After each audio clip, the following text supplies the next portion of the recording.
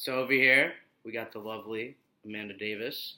She was Thanks, actually a student of John Breed's from last fall. Mm-hmm. Last fall, correct? Correct. Last fall? Spring, actually. Spring. Oh, spring? I guess last spring. So almost about a year ago. About half a year ago. And today we're going to talk about her and her entrepreneurship paths and everything that she's done up to this date so far. She actually just left the real estate conference right now. So let's get to it. What made you decide to open up your business? Definitely just once I got older, realizing the kind of lifestyle that my parents lived, because my parents were entrepreneurs, mainly my stepdad. So for example, like every weekend we could just like pack up and leave and go to a lake house that we had and just not have to do anything that weekend. And as a kid, I thought that was normal. And then when I got older, I was like, wow, not many people have second houses, let alone have the ability to just take a vacation every single weekend. So then that's when I realized, okay, I don't want to have to clock in and clock out. I don't want to have someone tell me when I can and can't go on vacation. Like, oh, you don't have enough hours. I don't want to be told that. I don't want to be told when I have to go to eat lunch and I don't want to have to sit there in front of a desk all day. So freedom. Freedom's exactly. ultimate prize. Freedom. Okay. Who or what was your inspiration to start your business? So, like I said, definitely my stepdad. And even before that, my grandpa had a business. So that was like small scale. Like neither of them went to college, and they just started their own businesses, and they were successful at it because they knew their trade really well. But once I started investigating more and more entrepreneurs, I realized that there's some people out there that are just killing it. And then I started to learn more about them.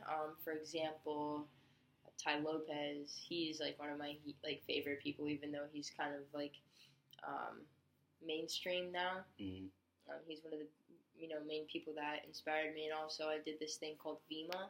It actually turned out to be like a pyramid scheme. But I did that, and I met a lot of kids who became successful at it and realized, like, wow, I could really work for myself. So that's kind of what inspired me to do it. Just a combination of people. Vima's that door-to-door thing, right?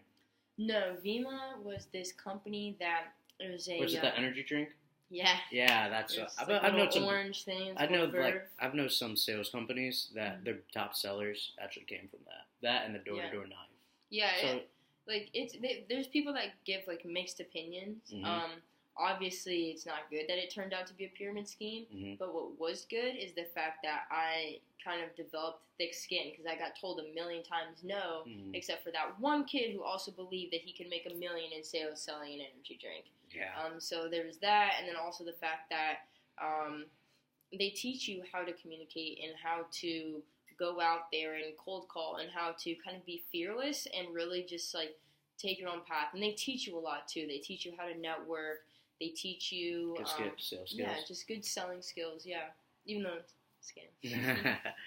How did you decide on your legal business structure? Okay.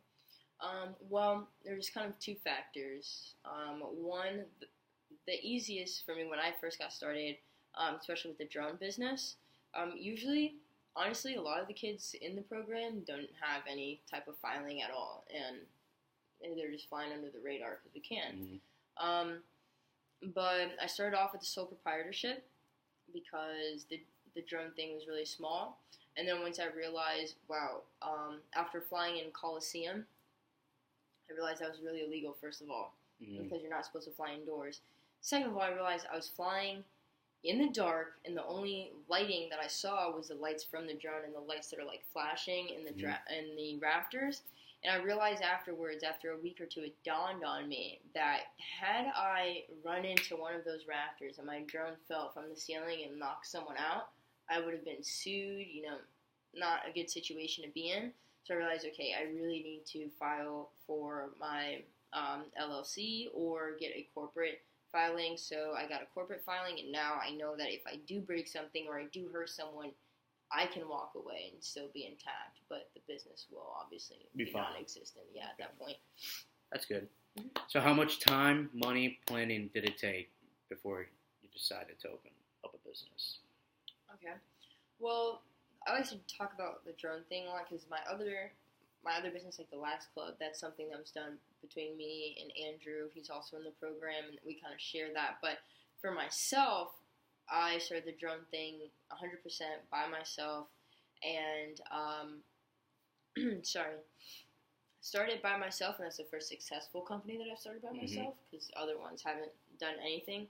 But really what it was drones became a major talk on, or a major topic of conversation online and on the news. So then I started to look into it, and then I started realizing, okay, a lot of people are looking to do this in real estate, but two things. One, there was hardly anyone doing it.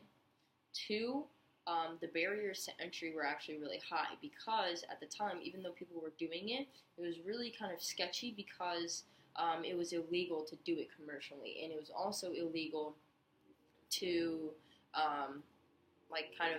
it was also illegal to use it for selling purposes in real estate, because the National Real Estate Association came out and flat out said on their website that it's illegal, it's not allowed for realtors. So then I realized, okay, this is something that I want to do, but I have to figure out how I'm going to do it. I really didn't put much planning into it, because of the fact that I knew that times were going to have to catch up. And I also knew that if I spent too much time planning, all of a sudden all these competitors were going to come about. So for myself in this situation, I was like, okay, I want to be the first person in Tallahassee to offer this service. And then the second part was I'll learn everything after the fact. Not the best advice, obviously, because I had to hire someone to edit, because I can't edit, but I'm not. How long is it going to take me to learn how to edit a video? Just because I've been doing that since high school or middle school. Yeah. So I realized, okay, I can't do that myself, but I know how to go out and find someone that can. So that kind of checked that off the list. And then I spent $1,500 on a drone, and I made a website. It's still free. It's still got the free Wix banner on it, but it's fine for me, at least for now. So basically, not a whole lot of planning. In this case, it was semi-okay. I could have put more planning into it, but it wouldn't really have made a huge difference. I mean, that's just my opinion. But yeah, it cost about $1,500 for me to put together, and I planned so poorly that I got hired to do my first gig before I bought the drone, and I had never flown one before. So I got hired by Coliseum to do the video.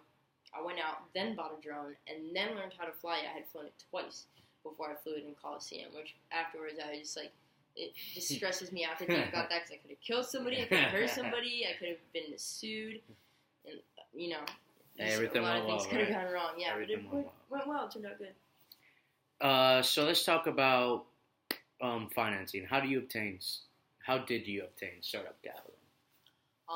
Honestly, I had a little bit in savings, and then my dad matched the rest. It was the first time that my dad was actually willing to put money into one of my businesses. But yeah, it was just a kind of a mom and pop thing. My parents helped me out, and I went from there. But if I had to do it again, I'd probably just fund it myself. It's a small thing. Yeah, I know. Get some local investors then. Yeah. I mean, there's always people. Yeah, there's always people. Yeah, especially with the entrepreneurship program, that's amazing. Because I could have gotten help that way too, but it the financing thing really wasn't relevant to me, because no one's going to look to invest in a company that's going to take $1,000 to, you know what I mean? No one seriously. That's something that I'd have to ask my parents for. I feel you. Definitely.